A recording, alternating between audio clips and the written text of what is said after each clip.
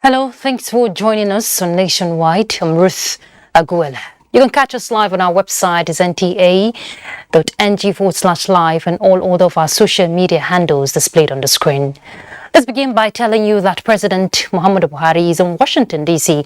ahead of the United States Africa Leaders Summit. State House correspondent Adam Musambo reports that the summit is being convened by President Joe Biden, begins Tuesday. President Muhammadu Buhari, who arrived Joint Base Andrews Airport, Maryland, about 6:30 Sunday evening, a befitting welcome by top United States and Nigerian government officials. He is expected to join his counterparts from Africa and the United States at the Leadership Summit organized by the Biden administration to demonstrate its enduring commitment to Africa. It also underscores the importance of the United States strengthening cooperation with Africa on global priorities and shared vision for the future. It's often said that Africa is the continent of the future. We have a huge population and huge potentials. Nobody wants to be United States, obviously, by President Biden, by calling this summit. The vision jointly formulated by Africa that is beneficial to the two sides, so that together we march forward. President is given a keynote speech on the matter of just energy transition. So it's important that Nigeria uses this very big platform, what we want, especially in terms of the use of energy. And we're also helped by the fact that the big nations of the world, America and Europe, they are also revising, their own opposition to gas in relation to its effect on, climate change. I think so. A lot of revisionism. And this is a meeting that would possibly be talking about everything under the sun. Good governance, human rights, climate change, food security, civil society. So let's be there. Let's talk about it. President Buhari is also at the United States Business and Investment Forum, during which communities are expected to sign. Around it is CCA and Nigeria alone, bringing businesses to promote trade, investment, and industrialization. We are the biggest economy on the continent in terms of population. We are number one. Yes, we are perhaps among the last to sign on the free trade agreement, AFCTA area on the continent. However, we just have to plan in a way that it is most beneficial for our own people, for our local industries, so that people don't come from other places, and take advantage of it. It's the biggest free trade, area anywhere in the world. So what it means is that as we enhance production, industrialization in our own country, we will take far more advantage, reaching well beyond the boundaries of our own country and taking the entire continent of Africa as a common market, beneficial to ourselves. The president is being accompanied on the visit by Governor Bala Muhammad of Bauchi State and his Kwara State counterpart Abdul Rahman Abdulrazak and several ministers. From Washington, D.C., Adam Musambo, NTA News. Back home, the federal government has condemned a report by the International News Agency alleging that Nigerian military is running a systematic and illegal abortion in the northeast. Information and Culture Minister Lai Mohammed made the condemnation at the PMB scorecard series in Abuja. Let's hear the details from Anthony Forson.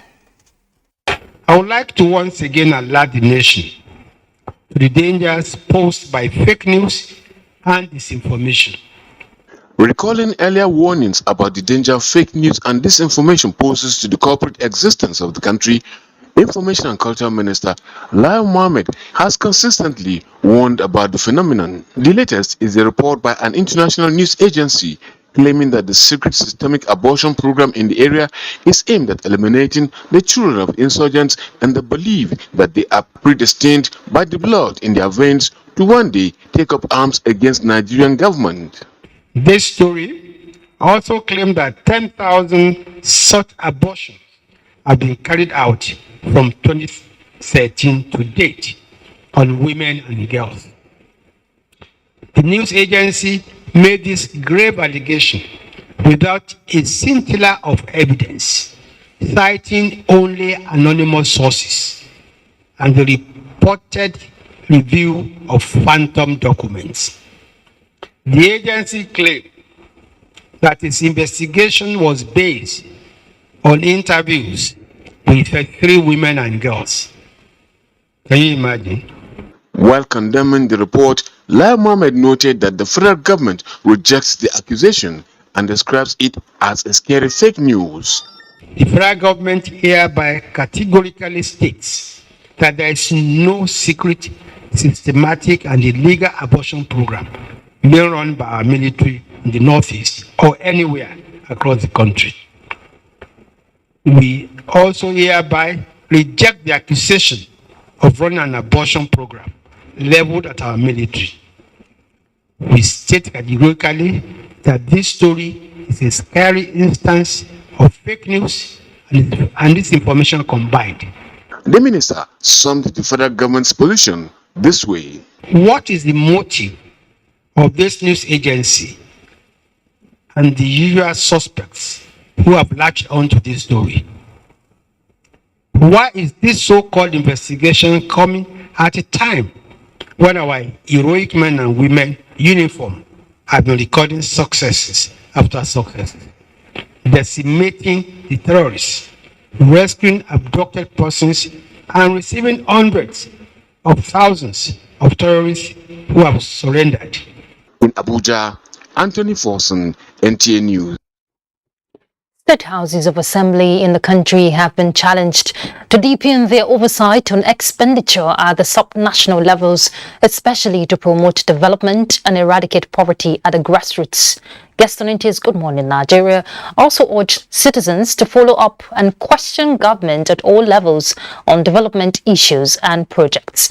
Lydia Sampson reports. The whole idea of having different tiers of government is to bring development closer to the people. Ironically, guest on Good Morning Nigeria noted that the impact of state and local governments is yet to be felt in relation to development across critical sectors. These things that have to do with redevelopment that will impact on the lives of the people. So anybody that wants to really, tap into or engineer the process of development in their states, they have the latitude to do that. So there's no point of trying to hide behind, this idea or this misconception or misperception, trying to deceive Nigerians that the center is too powerful. That is why they cannot do anything at the state and local government level. The guests decried the ostentatious disappointment of some governors at the expense of the masses and called for a reappraisal of leadership selection processes in order to get the right people into office. It is a recipe for a serious crisis if we're not careful in the near future. Debts, humongous debts are being incurred by these state governors, and we are largely sentencing our unborn children to slavery because of this debt. As at the last time I checked, state governors in Nigeria are owing close to about 5 to 6 trillion naira. Development means putting in place what the environment and people need in order to keep improving themselves and the quality of living. So at the level of values, that's the philosophical foundation for development, that these are human values. They cautioned against reckless borrowing by subnational entities, which they describe as a recipe for disaster if not well utilized. In Abuja, Lydia Samson, NTA News. Nigeria targets 2030 to achieve 30% renewable energy mix, and the conversation continues among industry players on roadmap for successful implementation of Agenda 30-30-30. Federal government latest engagement with industry players and civil societies is to bring them up to speed on the level of implementation of renewable energy roadmap, which it says is on course. Minister of Power Abubakar Aliyu, represented at the roundtable, says interventions in solar home systems and mini-grids in communities demonstrate government's commitment to diversify energy sources and reduce emissions. On creating the right enabling environment for private investment, particularly as regards projects that will support our long-term strategic goals and commitments to sustainable power supply and energy sources with less risk of greenhouse emission and credentials such as renewable energy and efficient gas power plants. They are generating close to 5,000 megawatts of electricity, but distribution is even less than. So which means there's generation power that is generated that is lying fallow. What is responsible for it? What's the right of a consumer? Metering. So we need to begin to review most of these things, and the only way we can review them is to begin to, as civil society, have an accountability forum. The Central Bank of Nigeria says it has so far disbursed 9.714 trillion naira across 7 key sectors of the economy. Leah Katung Babatunde was at the Development Finance Retreat of the bank, where efforts to mitigate the coronavirus pandemic was x-rayed. The coronavirus pandemic and its effects may have waned drastically, but it still lingers as the global supply chains continue to feel the bite of the Russia-Ukraine war amid other global shocks. The Central Bank of Nigeria says it has injected close to 10 trillion naira to key sectors that include manufacturing and industry, energy and infrastructure, agriculture, services, MSMEs, export and health. It is very clear in my mind that prosperity will judge us for all actions taken to bridge the gap through our interventions, which are aimed at spurring economic activities, scaling up diversification of the production base, and enabling infrastructure development in Nigeria. Let's remember that the path to sustainable development and the path to inclusion is not one that will be easy. But we've shown and we've demonstrated that we can work together. We can be committed through concerted effort, through collaboration, and more importantly, through our own sense of patriotism. The bulk of the funds disbursed went to the private sector and subnationals. It was an opportunity to assess the development finance initiatives and look deeper into enhancing food security in Nigeria. The subnationals indeed get a lot of support from the CBN in trying to fulfill our campaign promises of job creation, livelihood improvement. What we're doing is not just for us today, it's for even our future and the future of our country. One, this is hardly any comfort over the rising prices of food. Leah Katung Babatunde there reporting. Minister of Mines and Steel Development Olamileko Adegbite says the only way to overcome the challenge of unemployment and address squarely the pending population explosion in Nigeria is to expand the skills training industry in the country. Olamileko Adegbite gave the advice while presenting starter packs to beneficiaries of the second batch of the federal government World Bank Mine Diver program on gemstones training for youth across the country. He notes that seeking for jobs only in the public sector is not feasible anymore to accommodate all, but private sector participation and aggressive skills hunting by youths is the way out.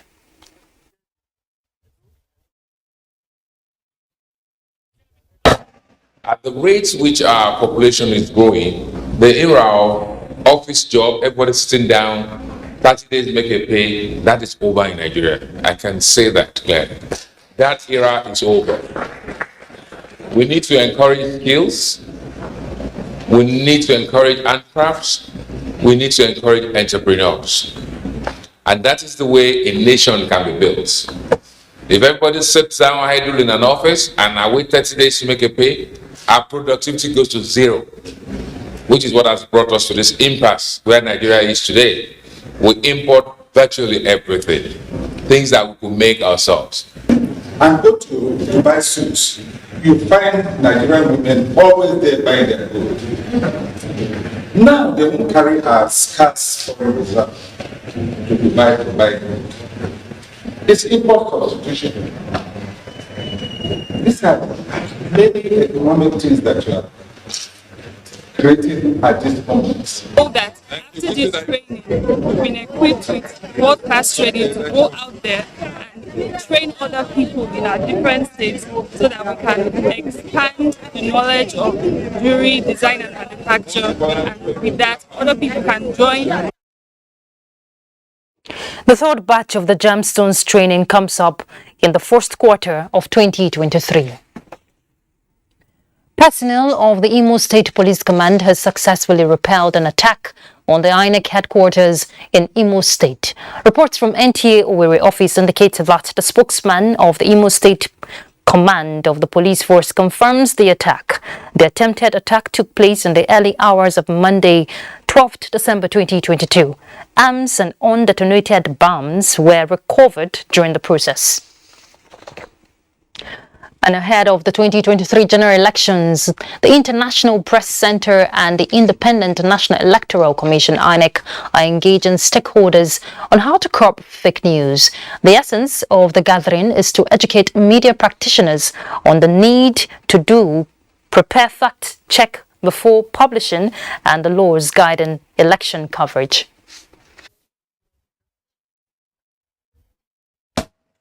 As we review the dangers emanating from this new world as the elections come, we should always remember the very high capacity that exists in this country for manipulation, for producing dangerous speech. That post-election violence is often triggered through hate speeches and spreading of fake news during political campaigns and through social media platforms by opposing candidates and political parties. In the run-up to the 2023 general election, inciting the population through hate speech and purveyance must be condemned by all and sundry.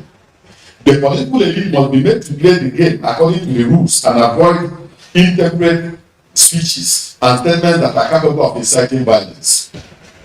The fact-checking of claims by politicians under the ongoing monitoring of media coverage of the 2023 elections, the establishment of a fact-checking unit in IPC's news portal and media resource, the Nigerian Democratic Report, the empowerment of citizens with the knowledge to detect fake news, etc., and the other activities by IPC geared towards sanitizing the electoral information space. All right, let's pause from this end because we're heading to Lagos to join Michael to bring us some more reports. Timely intervention of the Customs Strike Force Team A led to the arrest of a person in possession of 40 kilograms of cannabis sativa.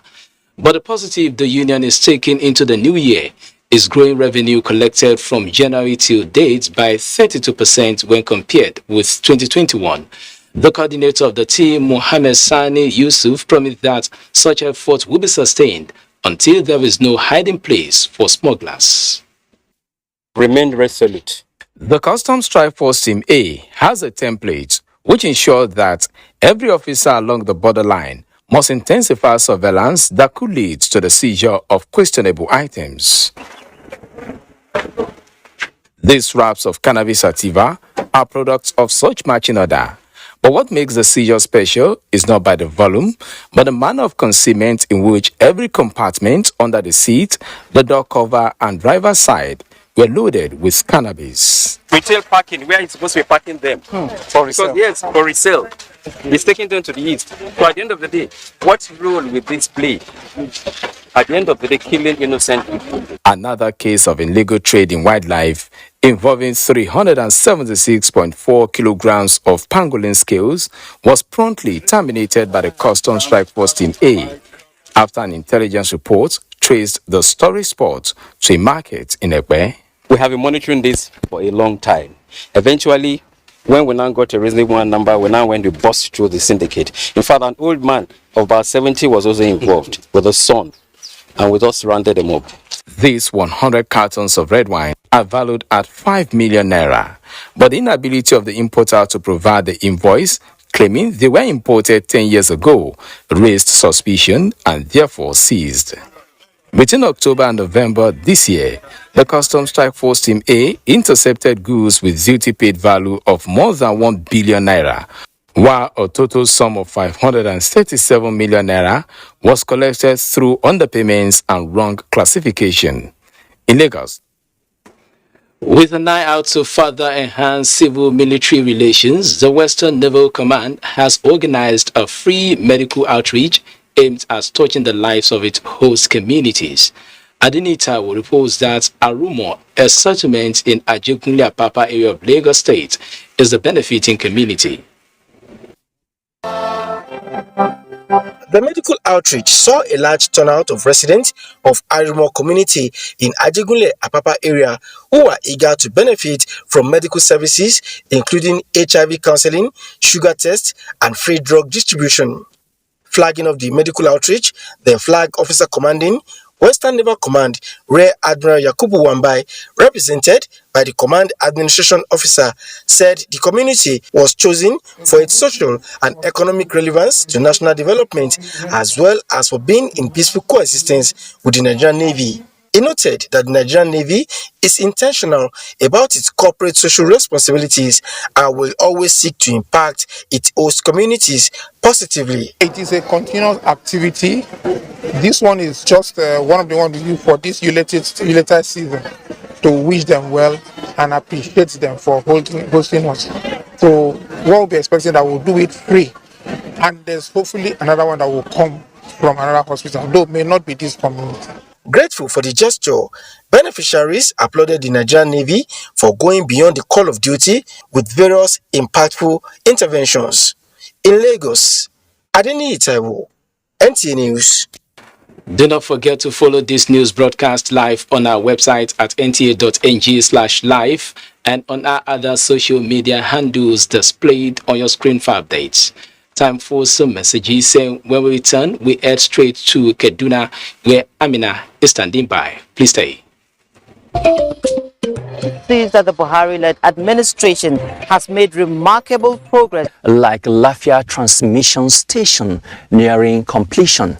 Africa does not need charity, but partnerships that will promote the adequate investment with the cooperation of all. Sharing firsthand the experiences of reporters on the field as they bring to you weekly the beauty of Nigeria's diverse culture and the economic potentials therein. The Correspondent, development through the eye of the grassroots, showing every Monday at 1:30 p.m. on the network service of the NTA, with a repeat broadcast on NTA News 24 and NTA International. Join us.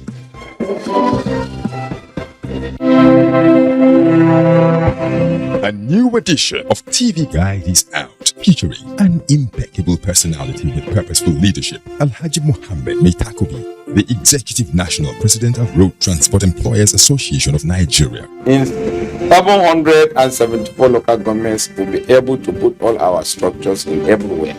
I'll be able to bring the Retians members together, to reconcile them, to come and work for the progress of the association. Welcome to a world of fun and excitement as we also present an assemblage of professionals in the media space. Some compelling NTA programs, current trends in the fashion world, ICT, sports, entertainment, and lots more. Get a copy at the vendor near you or any NTA station nationwide. TV Guide, your indispensable companion.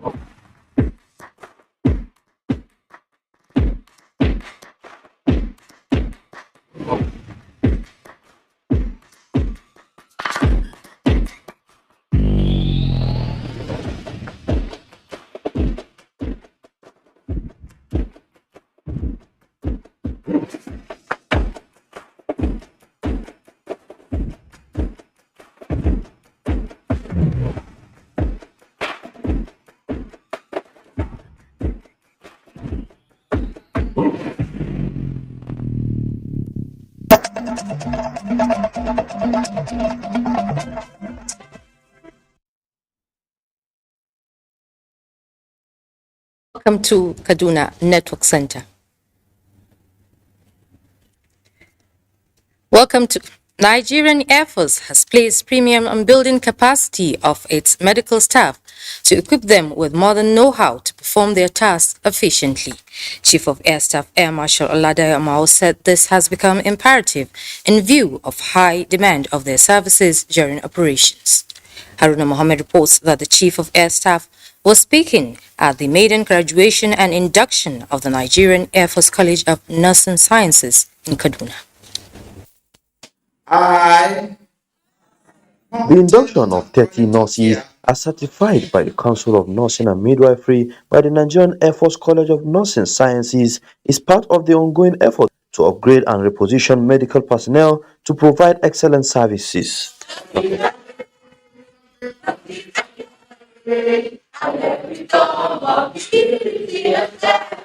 The Chief of Air Staff, Air Marshal Oladayo Amao, noted with satisfaction the role of medical personnel among officers and men of the Nigerian Air Force, which he has necessitated training and retraining of medical staff to up their game. The graduates will bring the experiences, skills, and knowledge acquired during their training at the college to bear on the Nigerian Air Force medical services in order to boost our overall Nigerian Air Force operations. Aeromedical evacuation is one of our key competencies.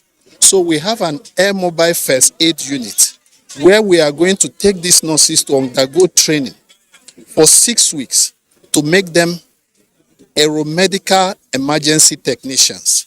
Now they can be easily deployed in any area of conflict to carry out aeromedical evacuation. Urge those inducted to put their very best in the discharge of their professional responsibilities. Haruna Mohammed, NTA News. Federal government has rolled out economic stimulus to 56 nomadic communities to engage them in profitable ventures as a strategy to keep youths off social vices. The program, designed by the National Commission for Nomadic Education, targeted school dropouts among Fulani nomads. Again, Haruna Mohammed has more. The package is a skills acquisition program with 56 youths drawn from 7 states as beneficiaries. They took part in 3-day vocational training to acquire modern entrepreneurship skills expected to make them employers of labor. Also, I stand the chance to profit from solving problems like earning little incomes which can help to sustain me or my friends and my family for a while. We learn several skills that can help us to be self-reliant and reduce over-dependence on others. The strategy is to complement federal government policy on lifting 100 million Nigerians out of poverty. When you give them skills, they'll be able to feed their family, they'll be able to create wealth in the society, and they will be able to, when they go now, they will go and replicate whatever they learned in this place, in their society, and thereby creating wealth is in their communities. It will help. And those services will also drive the economy of individual families. The Commission pledged to explore more avenues to engage Fulani nomads with a view to reducing restiveness among them and also enhance their economic fortunes. Suleiman Rigachikun, NTA News. The report was from Suleiman Rigachikun. And that's it from here. It's back to Ruth in Abuja. Thank you, Amina. Stakeholders in the education sector say stiffer punishment must be meted on culprits of examination malpractice to curb the menace. They stated this at a one-day national sensitization workshop in Abuja with the theme, the role of education stakeholders in tackling examination malpractice in Nigeria. Let's hear the details from Olainka Ojo. A. Number 2, B. Examination malpractice in schools has become a recurring decimal. It has the tendency of discouraging hard work among serious students, lowers educational standards, discredits certificates, leading to the production of half-baked graduates. And above all, this practice is affecting the manpower needs of the nation. This meeting, organized by the National Examinations Council, NECO, is expected to squarely address this bad practice. No nation develop when its female population indulge in sharp practices such as examination malpractice. Findings have also revealed that some school authorities are involved in this, while parents aid and abet examination malpractices without knowing they are destroying the future of their children. NTA in charge of any aspect should wake up to their responsibility. Today, schools collect between 50 to 60,000 naira or even more for candidates who want to register for WAEC or NECO. For WAEC, the exam, since everything is 18,000, what is the balance? The armed forces and other state agencies are fully with NECO in this fight. A document that will fashion out better ways of addressing this menace in the education sector is expected at the end of the meeting. Olainka Ojo, NTA News. With the high number of operators, women are getting a thumbs up as major contributors, first when it comes to business, micro business sector and the nation's GDP. Now, this was at a micro, small and medium youth expo in Abuja, which seeks to promote inclusiveness in the financial sector that will allow women to contribute large-scale change and a fundamental shift in the business and financial landscape across Africa. Bossade Abel reports. The Central Bank of Nigeria ascribed 60% of the 220 billion micro, small and medium enterprises development fund to women, which translates to women taking up more than 60% of the fund. To this end, women under the umbrella of New Faces, New Voices are advocating pushing the frontier by making the difference in the 21st century marketplace. We stand with you in your efforts to see that the new faces and the voices of Nigerian women come to the fore. The pace of our economic recovery is hinged on a viable MSME sector. Therefore, we must act now.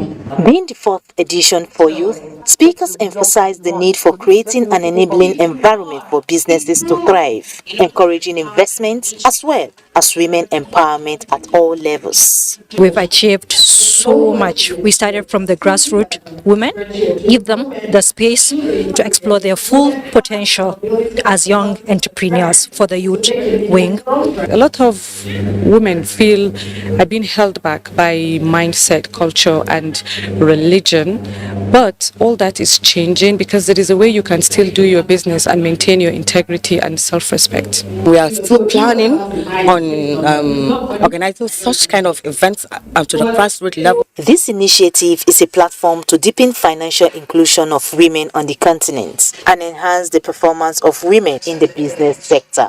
In Abuja, Bossade Abel, NTA News.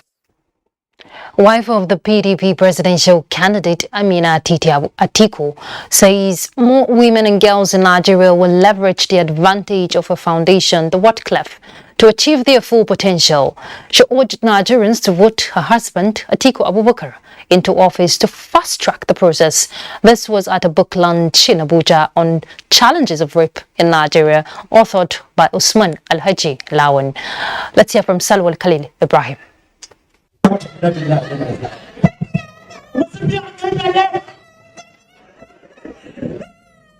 A portrayal there by parents of a 3-year-old who was raped by their 70-year-old neighbor. The experience is better imagined. The challenges and solution of what is described as a cankerworm in the contemporary society is contained in a book, Rape Challenges in Nigeria, which is also translated in Hausa language. This book should make its way into each and every single one of us hands in this room, because it will help us in redirecting and reshaping the futures of you, the young ones. As young girls with the great dreams of becoming doctors, lawyers, engineers, have seen their dreams being scattered and taken away by some rapists.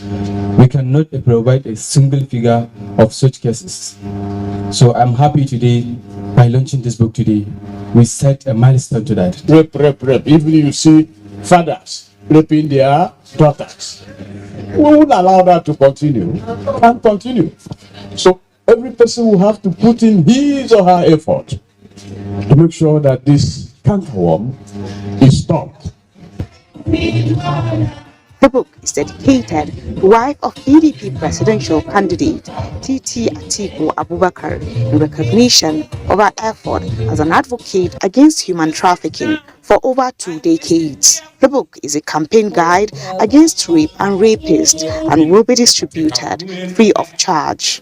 Salwa Khalil, NTA News. To provide children in Nigeria with the necessary legal framework to seek justice when their rights are denied. Elizabeth Omori reports that this was at the message when there was during a party, 2022 end of the year party for orphans by the Global Initiative for Peace, Love and Care.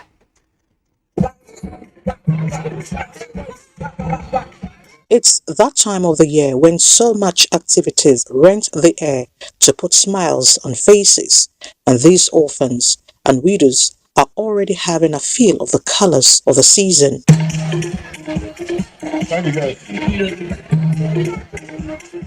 More than 2,000 orphans with different challenging stories converged to unwind, but Ali from Chibok, who was run over by a Boko Haram biker at the age of 2, caught our attention. I want the government to protect Chibok. Just like Ali, who is now a young man, they are determined to make the best out of their situations. That's to become a good country and a safe country.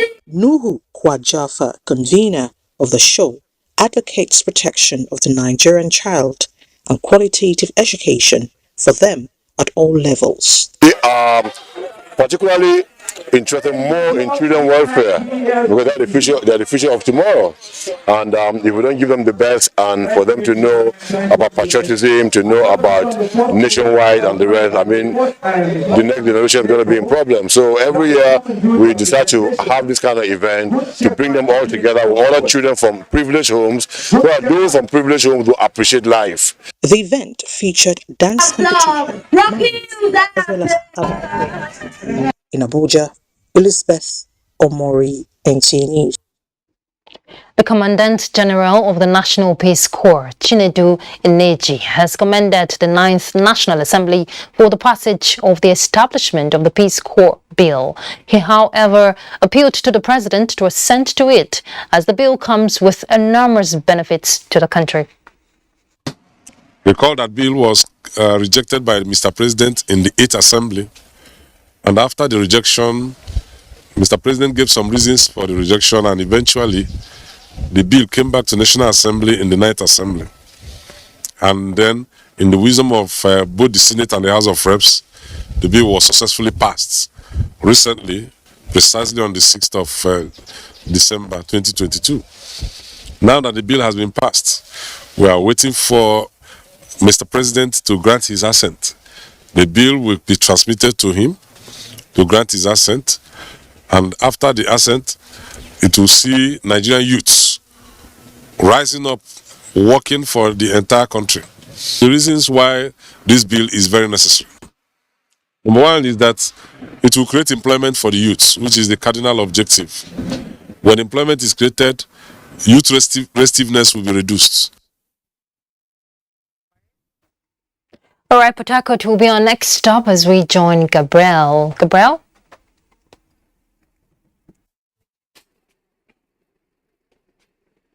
All right, Port Harcourt will be our next.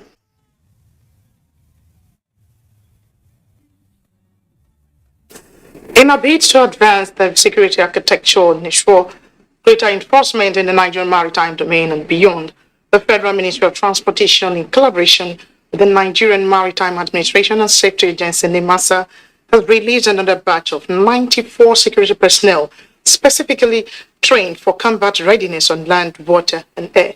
Nkiru Onyejesi reports that the Minister of Transportation, Muazu Jaji Sambo, assured them of federal government support. The Integrated National Security and Waterways Protection Infrastructure, also known as Deep Blue Project, launched in June 2021 by President Muhammadu Buhari, is to, among other things, enhance effective security at the maritime domain, acquisition of assets to strengthen response, capability and training and retraining of special forces. The Minister of Transportation, Muazu Jaji Sambo, is optimistic that the project will be of great benefit to the nation. He commended the graduates for their dedication. He assured them of government's continuous support in the discharge of their duties. We are talking about a facility, an opportunity, an institution that guarantees our safety, and I can assure you that the money spent on this project is worth every dime. The Director General of the Nigerian Maritime Administration and Safety Agency, NIMASA, Bashiru Jamu, noted that the objective of the Deep Blue Sea project is to secure Nigerian waters up to the Gulf of Guinea and tackle piracy, sea robbery, and other crimes. This project has come to stay, and we will do our own possible best to build the institution. Once you build the institution, the issue of sustainability is guaranteed. So I assure you that very soon Nigerians will hear very good news about the war risk insurance. The graduation of this 94 today, we are hoping that they will be deployed in Barbados and Bonny waters. The technical session featured long-range operational demonstration, physical combat demonstration, exhibition of Deep Blue assets, and presentation of certificates to the graduates. In Port Harcourt, Nkiru Onyejesi, NTA News. And that's all from Port Harcourt. Ogachukwu now takes over from Benin after this break. Please stay with us. Why should we be in a difficult situation financially? Once upon a time we were rich, but we're not a rich country anymore. Disaster management is everybody's business. In all these times, the organization turned to Nigeria. We would as much want to harness the capacity that is within us so that we see how we can become self-reliant. 1 month ended and you said you are increasing warning strike by 2 months. I mean, you are incubating madness. Even if these are officials of government who have been told to go and enforce the law and they have gone against the law itself, they must be held accountable. One-on-One, Friday, 10:30 p.m. on NTA Network. Nigerians, elections are here again. Let us shun violence. Let us play the game according to the rules. Do not be a thug. Say no to violence. Let's rise and defeat violence, crime, and sabotage against the peace of our nation. Nigeria is the only country we have. We must do everything to keep it united. We must avoid any act that promotes hate and disintegration. Say no to separatist movement. terrorism, fake news, hate speech, religious bigotry, and any act that tends to divide us as a nation. Watch out for strange gatherings and suspicious movements. Restrict access to sensitive documents and data, the disclosure of which may damage national security. Educate your staff and family, particularly on measures to safeguard information and report security breaches. Apply relevant legal security guidelines to protect yourself and your neighbors.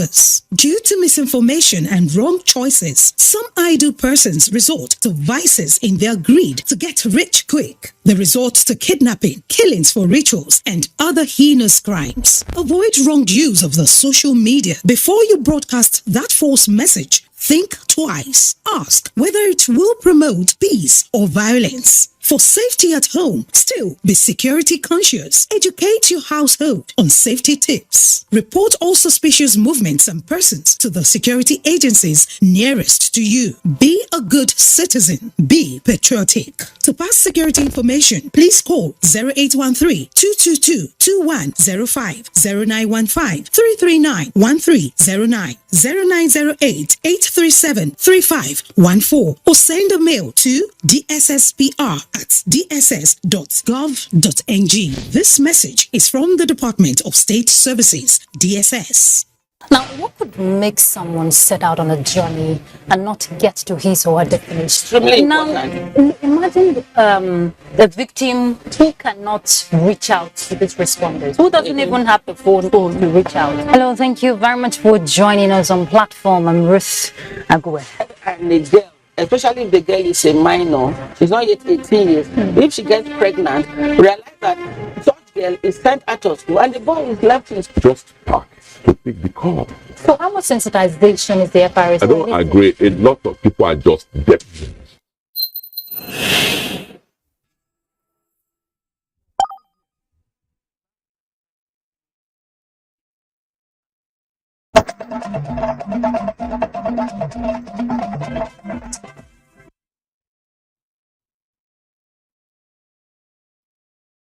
Wife of Edo State Governor Betsy Obaseki wants more support from relevant stakeholders to strengthen protection mechanism to prevent and eliminate violence, intimidation, and discrimination against women.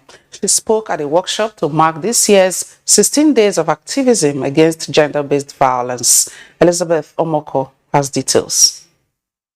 1 in every 5 women still face sexual or physical violence, and the culture of silence has posed a serious challenge to the fight against gender-based violence in the society.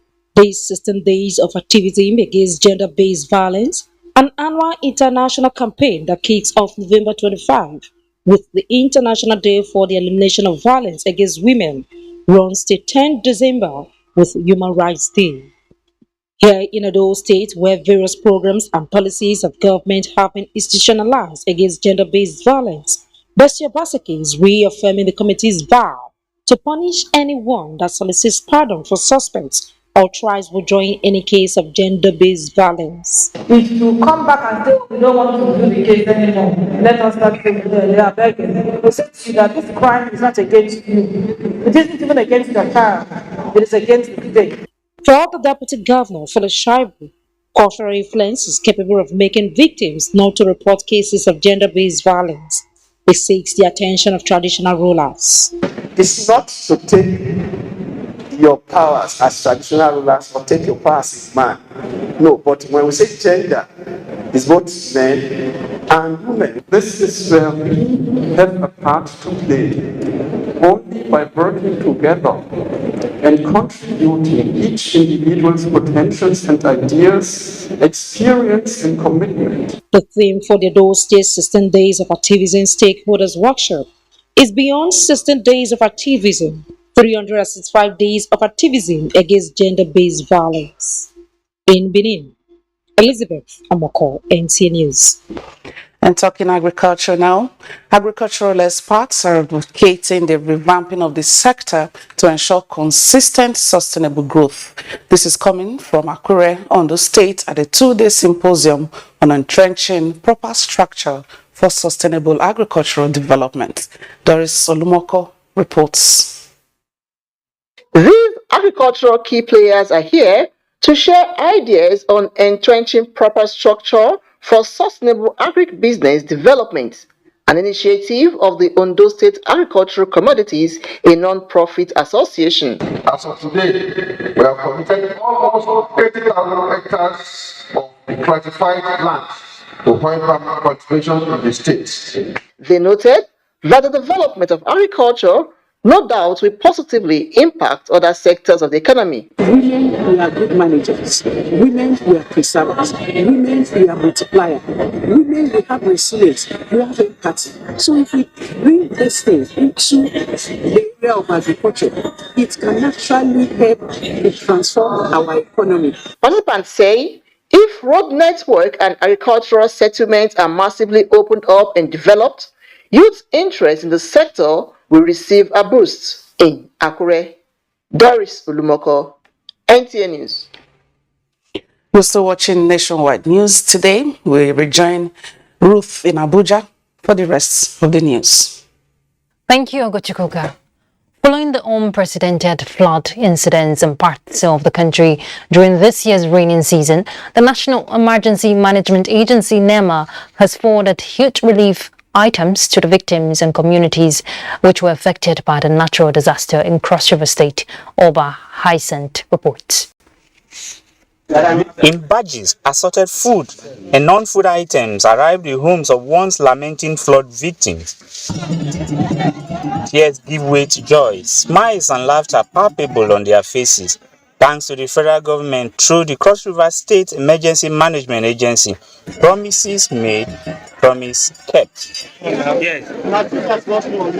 The Director General, Cross River State Emergency Management Agency, Prince William, leads the team to deliver the relief materials to the flood victims. This is not all, more are coming, Anyim told the elated victims. I came in here to do an official flag off of what the President of the Federal Republic of Nigeria, President Muhammadu Buhari, gave to support people in the condition you faced during the flood.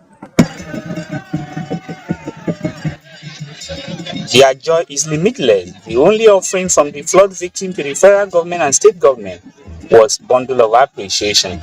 We have been ravaged with flood several years, but we have never seen the kind of love and supply of relief. So we want to thank you. NTA on several occasions reported the devastating impacts of the flood on the farming communities in Cross River State, and this gesture is in response to the series of commentaries, and the people appreciate NTA for fronting their plight during the most trying moment. Oba Hyacinth, NTA News. President Muhammadu Buhari has congratulated the Moroccan World Cup team, the Atlas Lions,